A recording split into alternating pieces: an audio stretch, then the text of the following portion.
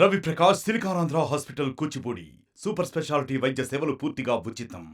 అక్కడ ఉన్నటువంటి అప్పుడున్నటువంటి టూరిజం మంత్రి గారికి రోజా గారికి అక్కడ ఏ కన్స్ట్రక్షన్ అవుతుంది, దేనికోసం కన్స్ట్రక్ట్ చేస్తున్నారు అనే ఆలోచన ఆవిడకి కూడా లేదు. ఎందుకంటే అక్కడ టూరిజం మంత్రితో సంప్రదించారని నేను అనుకోవట్లే. ఈరోజు ఏమైనా మాట్లాడవచ్చు, మేము 5 స్టార్ హోటల్కి వస్తామని. 5 స్టార్ హోటల్ అనేది ఆ మాట ముందే చెప్పొచ్చు కదా. కొండ అంతా దొలిచేసి 5 స్టార్ హోటల్ కొడుతున్నాం మేము ఇక్కడ, ఇది టూరిజం కోసం ఇస్తున్నామని చెప్తే వైజాగ్ ప్రజలు ఆనందించి ఉండేవారు కదా.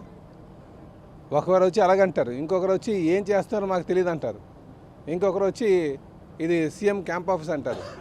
ఇంత దొంగచాటుగా చేయడానికి ఇదేమైనా మీ ప్రైవేట్ ప్రాపర్టీనా, మీ సొంత ఆస్తులా? ఈరోజు వచ్చి మళ్ళీ మేము ఇది టూరిజం పనికి వస్తుంది అయ్యి అని. అసలు ఆ బిల్డింగు మీరు ఎన్ని వందల కోట్లు పెట్టారండి? నాకు తెలిసి 500 కోట్లు అంటున్నారు, కానీ దాని పాత రిసార్ట్ ఖరీదు 200 కోట్లు, అంటే సుమారు 700 కోట్లు ప్రభుత్వ ధనాన్ని వృధా చేశారు. కొండనంతా దొలిచి పడేశారు. ఆ గ్రావెల్ అంతా ఎంత కమ్ముకున్నారో తెలియదు. కనుక దీని మీద ఖచ్చితంగా ఎంక్వైరీ చేయాలి. అలాగే ఆ బిల్డింగ్ని ఏం చేయాలి అన్న దాని మీద కూడా విశాఖపట్నం ఉత్తరాంధ్ర ప్రజల యొక్క అభిప్రాయాలు తీసుకునే చేయాలనేది మా ఉద్దేశం. ఖచ్చితంగా మాకు అధికారంగా వచ్చింది కనుక మేము అది ఆ విధంగా చేస్తాం. అయితే దీంతోపాటు ఇంకోళ్ళు ఏమంటారు, 5 స్టార్ హోటల్ నీవుడు అంటుంది.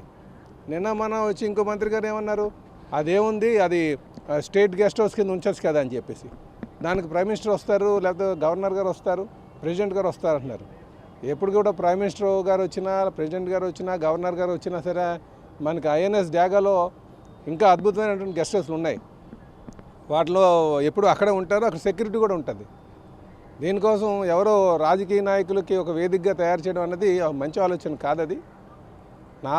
నా పర్సనల్ అభిప్రాయం ఏంటంటే ఆ బిల్డింగ్ మెయింటైన్ చేయడమే చాలా కష్టం.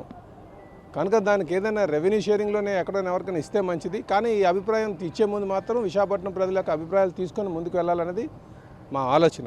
ఇప్పటికైనా సరే ప్రజాస్వామ్యబద్ధంగా గెలిచినటువంటి ప్రతి నాయకుడు కూడా ఆలోచన చేసుకోవాలి. ప్రజలకి మనం చెప్పాల్సినటువంటి అవసరం ఉంది. జవాబుదారీతనం అంటాం, అది ఉండాలి. అది లేకపోవడం వల్లే ఈరోజు ప్రజలందరూ కూడా ఆందోళన చేశారు, నాయకులు ఆందోళన చేశారు, అలాగే పార్టీలో రాజకీయ నాయకులు వచ్చి ఆందోళన చేశారు. కనుక ఇదొక దుర్మార్గపు ఆలోచనతోనే ప్రభుత్వం ముందుకు వెళ్ళింది. కనుకనే వైసీపీ ప్రభుత్వాన్ని ఇంటికి పంపించారు. 151 సీట్ల నుంచి 11 సీట్లు తీసుకొచ్చారు. నిజంగా ఆంధ్ర ప్రజలు ఈరోజు దేశానికే ఆదర్శంగా నించున్నారు. మేము అందనానికి ఎక్కించగలం, అధమానికి తొక్కిగలం అని చెప్పేసి ఈరోజు ఆంధ్ర ప్రజలు ప్రూవ్ చేస్తారు. నిజంగా వాళ్ళకి మనందరూ కూడా రుణపడి ఉండాలని చెప్పి ఈ సందర్భంగా తెలియజేస్తున్నాను. మరిన్ని వీడియోస్ కోసం ఛానల్ ని సబ్స్క్రైబ్ చేయండి, లేటెస్ట్ అప్డేట్స్ కోసం వాట్సాప్ ఛానల్ ని ఫాలో చేయండి, అండ్ లింక్ డిస్క్రిప్షన్ లో ఉంది.